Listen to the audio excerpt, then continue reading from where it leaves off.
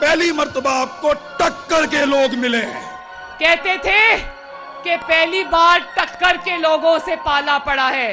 टक्कर के लोग जमीन पर बैठ के बच्चों की तरह रो रहे हैं।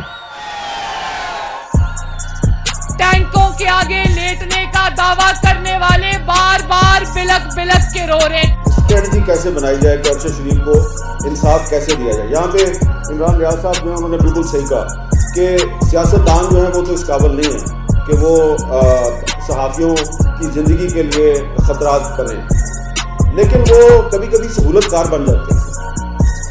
तो सियासतदान जो है उसमें वाकई जुर्रत तो नहीं होती, लेकिन वो अपनी कमज़ोरी और बुज़दिली की वजह से सहूलतकार ज़रूर बन जाता है। तो उसको सहूलतकार नहीं बनना चाहिए।